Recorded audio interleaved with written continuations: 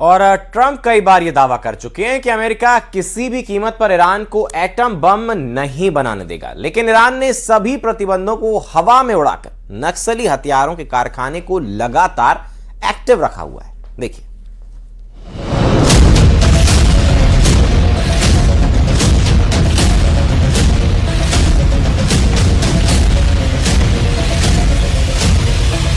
IDF की operations division युद्ध, emergency और डेली ऑपरेशंस का काम तेल अवीव में किरिया हेडक्वार्टर की निगरानी में संभालती है, जिसका सीधा कनेक्शन पीएम नेतन्याहू से रहता है।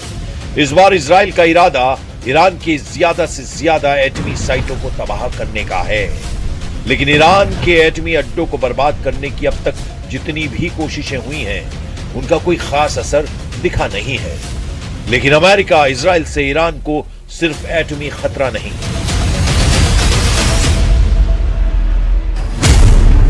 ईरान का सबसे बड़ा खतरा अपने परमाणु अड्डों को लेकर है। ईरान को खतरा उसकी सबसे बड़ी ताकत मिसाइल बेस को लेकर है। ईरान को खतरा उसकी सबसे बड़ी फोर्स रेवोल्यूशनरी गार्ड्स को लेकर है। ईरान को खतरा उसके तेल के ठिकानों को लेकर भी है, जिस पर इजराइल की नजरें गड़ी हुई हैं।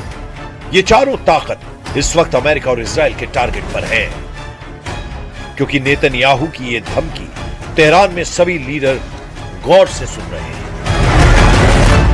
No matter what happens in the talks, with an agreement, without an agreement, I pledge to you that Iran, as long as I'm Prime Minister, will never have a nuclear weapon. Never.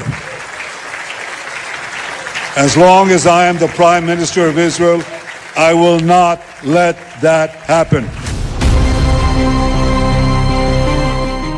Iran के नक्शे पर दिखाई दे रही जिन location को Israel ने set कर लिया है, उसे देखते चलिए।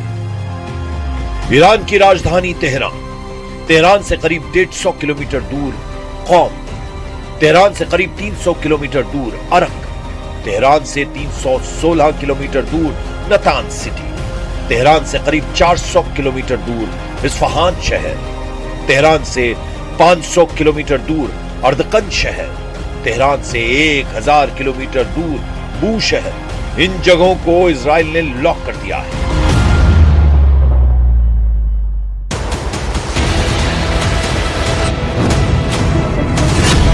ईरान के इन 7 शहरों की शक्ल गजा जैसी बनाने के लिए इजराइल रेडी है। यहां लेबनान जैसे खंडहर ट्रंप बना सकते हैं। इन सभी शहरों में सीरिया जैसी बारूदी तबाही की शुरुआत किसी भी वक्त हो सकती है, क्योंकि इजराइल और अमेरिका दोनों को ईरान के एटम बम से डर लगता है।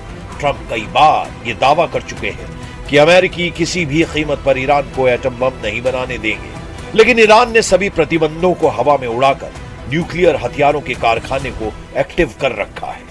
ईरान के परमाणु हथियारों के गोदाम के तौर पर 5 अड्डों की निशानदेही हो चुकी है, जिसमें सबसे पहला नाम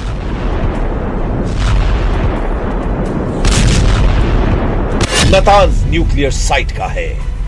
नतांज में ईरान का सबसे बड़ा यूरेनियम संवर्धन प्रोग्राम चलता है। ईरान की राजधानी तेहरान से लगभग 300 किलोमीटर दक्षिण में नतांज इस्फहान सूबे में है, जहां 2 प्लांट लगे हैं। पहला underground fuel enrichment plant FEP और दूसरा upper pilot fuel enrichment plant PFEP। Natanz nuclear site का पता साल 2002 में ही चल गया था। इजराइल ने नतांज साइट को कई बार निशाना बनाने की कोशिश भी की है।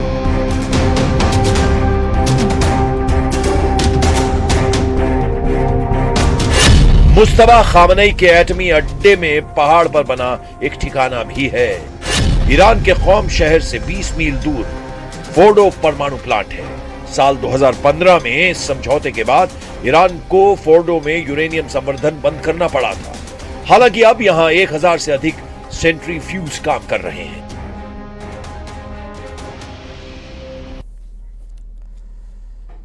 ईरान के एटमी हथियारों की रेंज में पूरा इजराइल आता है, इसलिए नेतन्याहू किसी भी तरह का रिस्क लेने के लिए तैयार नहीं है। उन्होंने यह तक कह दिया है कि इजराइल को जल्द वो हथियारों के मामले में आत्मनिर्भर बनाने वाले हैं।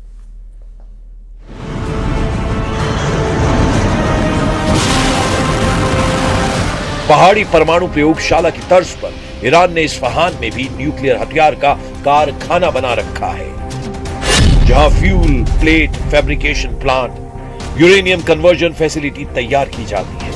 इन्हीं से यूरेनियम को यूरेनियम हेक्साफ्लोराइड में बदला जाता है, जिसे सेंट्रीफ्यूज में डाला जाता है। इस्फहान में यूरेनियम मेटल बनाने के उपकरण भी है, जो परमाणु बम के कोर को बनाने में किया जा सकता है। IAEA ने हाल की जांच के बाद कहा कि इस्फहान में सेंट्रीफ्यूज पार्ट्स बनाने की मशीनें हैं।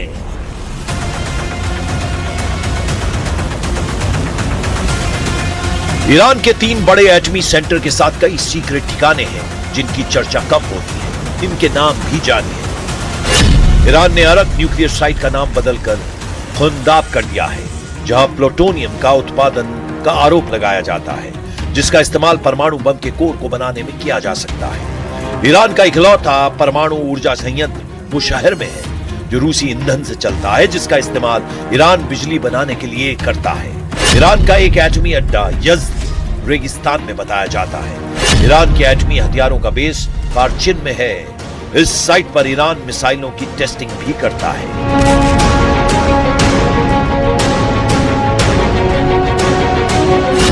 इनके अलावा खामनेई की एक एटमी लैब राजधानी तेहरान में भी है, जिसे तेहरान रिसर्च सेंटर का नाम दिया गया है। इजराइल मानता है कि ईरान ने एटमी हथियार बना रखे हैं, उन्हें सीक्रेट लोकेशन पर छिपा कर रखा गया है। ईरान के एटमी हथियारों की रेंज में पूरा इजराइल आता है, इसीलिए नेतन्याहू किसी भी तरह का रिस्क लेने के लिए तैयार नहीं है। उन्होंने ये तक कहा है कि इजराइल को जल्द वो हथियारों के मामले में आत्मनिर्भर बनाने वाले हैं। वेस्ट बैंक में मिलिट्री कमांडरों के साथ बैठक में नेतन्याहू ने बात कही कि इजराइल अमेरिका के हथियारों के भरोसे ईरान जैसे दुश्मन से युद्ध नहीं जीत सकता, इसीलिए वो खुद अपने हथियारों को बनाने पर जोर दे रहे हैं। उधर ईरान इस बात पर जोर दे रहा है कि इजराइल लेबनान पर हमले बंद करे। यूएन में ईरान के राजदूत ने लेबनान को रेड लाइन कह दिया है। Security and territorial integrity of Lebanon should be respected. The war against the Lebanese people should be stopped. There shouldn't be any new attack against Lebanon. And we believe that the termination of war and military operation in Lebanon includes the withdrawal of the Israeli forces from Lebanon territories and ending the occupation. Beirut की सड़कों पर Iran के पूर्व और नए supreme leader के billboard लग गए हैं। लेबनान के लड़ाके इजराइल को टक्कर देने का ऐलान कर रहे हैं। मतलब युद्ध रुकने के आसार फिर से कम होते जा रहे हैं। 24 घंटे के अंदर ट्रंप का मूड नहीं बदला तो ईरान को डरावना सरप्राइज मिल सकता है।